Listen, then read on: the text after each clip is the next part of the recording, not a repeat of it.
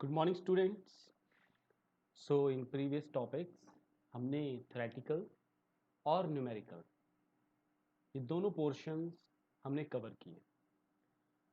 आज के टॉपिक में हमारे कुछ ऐसे इंपॉर्टेंट न्यूमेरिकल्स हैं जिनको हम एक बार फिर डिस्कस करेंगे। सो आज हमारा जो ये चैप्टर है some basic concept of chemistry,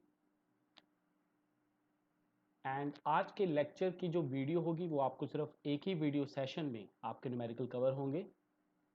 and आज ये चैप्टर हमारा हमें कंप्लीट कर देना है। Some basic concept of chemistry के न्यूमेरिकल्स पोर्शन आज कवर होंगे। न्यूमेरिकल एम्पिरिकल फॉर्मूले पे, न्यूमेरिकल स्टोशियोमेट्री पे, न्यूमेरिकल आपके मोलैरिटी एंड मोल फ्रैक्शंस पे। तो आप सबको पता है क्लास की एम्पिरिकल फॉर्मूले न्यूमेरिकल करने के लिए आपको कॉलम बनाने पड़ते हैं, राइट। तो आप साथ के साथ बना भी सकते हैं, एलिमेंट लिखते हैं आप। ये सारा डाटा आपको पिछली वीडियोस में भी बताया गया है, कैसे यहाँ पे जो नंबर ऑफ मोल्स निकालते हैं given mass by molar mass. So ये आपके पास एम्पिरिकल फॉर्मूले का डाटा आ जाता है। So let's start with our numerical.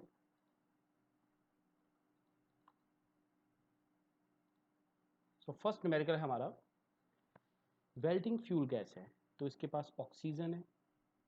Burning a small sample in oxygen, ये आपको कार्बन डाइऑक्साइड 3.38 दे रहा है।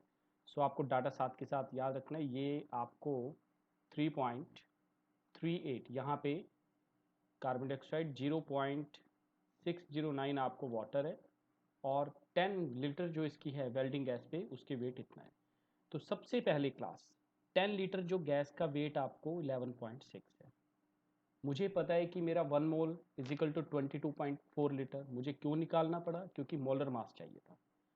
तो मैंने जान के 10 को 22.4 लीटर में कन्वर्ट किया।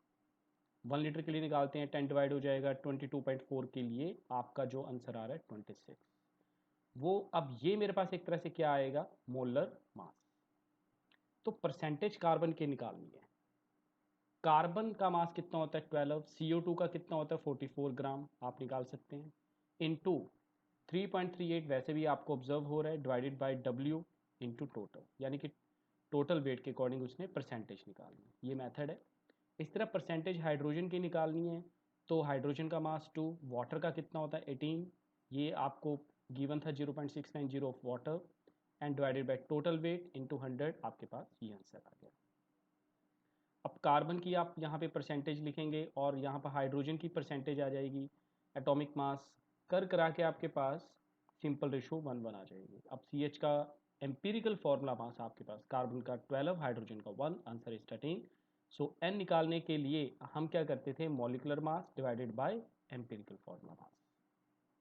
तो मॉलिकुलर मास 26 है, जो कि आपने शुरू शुरू में निकाला, क्योंकि मुझे 22.4 पे जो भी मास होगा लीटर, 22.4 लीटर पे जो भी मास ऑब्जर्व होगा दैट इज मोलर मास। तो हमारा मोलर मास 26 था, एम्पिरिकल फार्मूला मास 13 है, डिवाइड करके 2, जितना आपका एम्पिरिकल फार्मूला है उसको 2 से multiply, so answer is 2CH, यानी कि C2H2।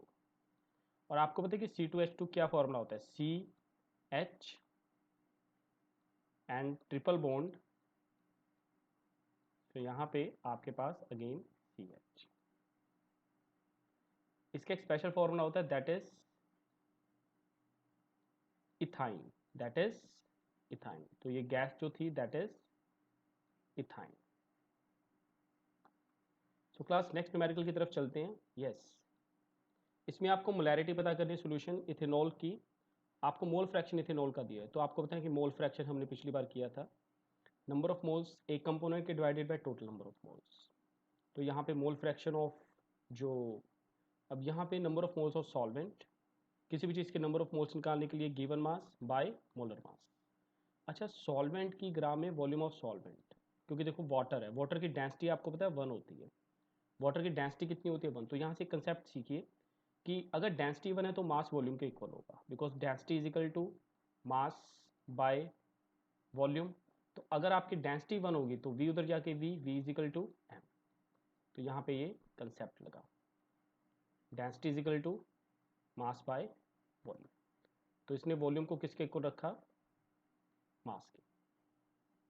So number of moles given mass, ठीक है। तो मोल फ्रैक्शन यहाँ पे उसने वही लगाया फॉर्मूला, नंबर ऑफ मोल्स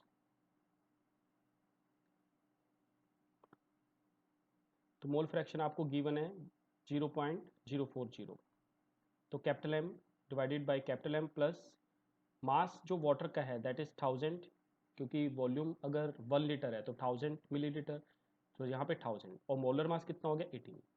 सो कर करा के आपने यहाँ पे m की वैल्यू निकाली दैट इज 2.3 m। इसको एक और मेथड है करने का, ये आपको थोड़ा इजी मेथड है, मैं आपको प्रेफर करूँगा, रेकमेंड करूँगा इस मेथड के लिए। तो मोल फ्रैक्शन गिवन है number of moles of given mass by total number of moles. यहाँ पे अगेन गिवन मास जो वाटर का था वो 1000 और 18, तो आपके पास मोल आ गए। कर करा के आप number of moles of ethanol के निकाल लोगे दैट इज दिस मच। तो नंबर ऑफ मोल्स आपके इथेनॉल के आ गए, तो मोलैरिटी आपकी 2.31, तो ये नंबर ऑफ मोल्स यानी कि इसका मतलब 2.31 मोल आ गए, यानी कि इतने मोल आपके इतनी वॉल्यूम में प्रेजेंट है, 1000 लीटर में प्रेजेंट है, right. Now again empirical formula के बेस पे न्यूमेरिकल है, आप इसको एक बार प्रैक्टिस करना, आपको परसेंटेज गिवन है, इजिली ये सॉल्व हो जाएगा। कितने ग्राम है Cl2 के रिक्वायर्ड के लिए हमें चाहिए, कंप्लीटली जो करेक्ट हुई है। आपको ये बता दें कि ये न्यूमेरिकल आपका स्टोशियोमेट्री कैलकुलेशन के बेस पे है। So first of all hydrogen chlorine combine होके 2HCl बना रहे हैं। अब हाइड्रोजन कितने हैं 2, क्लोरीन कितने हैं 71 ग्राम। अब 2 ग्राम हाइड्रोजन रिएक्ट कितने के साथ हो रहा है 71 gram of chlorine to give 73 gram of HCl। ये गिवन जनरल डाटा हमारे पास।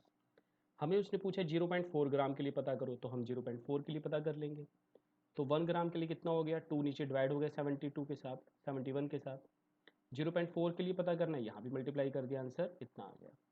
और इसी तरह से HCl का पता करना है, तो यहाँ पे 2 उसके H73 के नीचे चला जाएगा, 0.4 के लिए आपको इतना मिल जाएगा। So 14.2 gram of Cl2 and 14.6 gram of HCl are required. उसने हमसे पूछा था कि 0.4 अगर आपके पास हाइड्रोजन है, 0.4 ग्राम अगर आपके पास हाइड्रोजन है, तो ये बताइए कि कितनी आपके पास Cl2 और कितनी आपके पास HCl आएगी। तो हमने उस न्यूमेरिकल के अकॉर्डिंग इसको सॉल्व कर लिया। Come to the next numerical,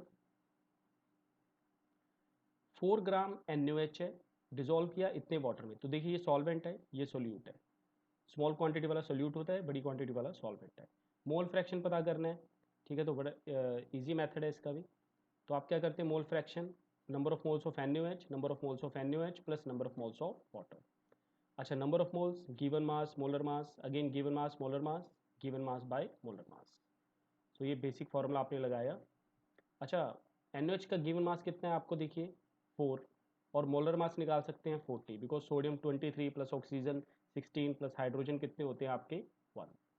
उसी वे से आपने यहाँ पे सॉल्व करके आपके जो नंबर ऑफ मोल्स NaOH के आ रहे हैं दैट इज 0.047। नाउ क्लास, अगर आपको मोल फ्रैक्शन वाटर के निकालने हैं तो 1 में से आपको माइनस करने पड़ेंगे। याद रखिए, अगर आपके पास किसी एक के नंबर ऑफ मोल्स आ गए हैं तो दूसरे के निकालने के लिए 1 में से हमेशा माइनस कीजिए। ये शॉर्टकट एक ट्रिक है। तो क्योंकि फॉर्मूला भी एक तरह से आपका किसी दो कंपोनेंट के नंबर मोल फ्रैक्शन का सम जो होता है वो 1 होता है, तो एक का निकालने के लिए 1 में से माइनस करेंगे। टोटल मास सोल्यूशन का कितना हो गया 36 प्लस 4, क्योंकि आपको ऊपर गिवन था 36 और 4, तो यहाँ पे कितना आएगा 40। So volume of solution is mass into specific gravity, ये एक फॉर्मूला होता है। तो वॉल्यूम ऑफ सोल्यूशन निकालने के लिए मास ऑफ सोल्यूशन 400 हो गया, और स्पेसिफिक ग्रेविटी आपकी 1 दैट इज 40 मिलीलीटर, राइट। यहाँ पे 400, यहाँ पे जीरो नहीं आएगी, एक्चुअली ये रॉन्ग लिखा हुआ है यहाँ पे। सो मोलैरिटी निकालने का फॉर्मूला क्या होता है, number of moles of solute, solute का गिवन मास, सोल्यूट का मोलर मास 1000 इंटू वॉल्यूम। सो कर करा के आपकी मोलैरिटी इतनी आ गई। सो स्टूडेंट्स, वीडियोस को बार बार ऑब्जर्व कीजिए, बार बार अंडरस्टैंड कीजिए। ये आपके आज के न्यूमेरिकल्स के टॉपिक थे। NCERT न्यूमेरिकल ही आप ज़्यादा फोकस कीजिए, क्योंकि आपके सहोदय एग्जाम में NCERT के ही न्यूमेरिकल आएंगे। So do more and more practice.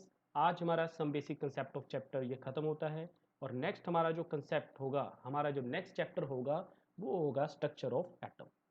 So in next video lectures हम स्टार्ट करेंगे हमारा second chapter that is structure of atom.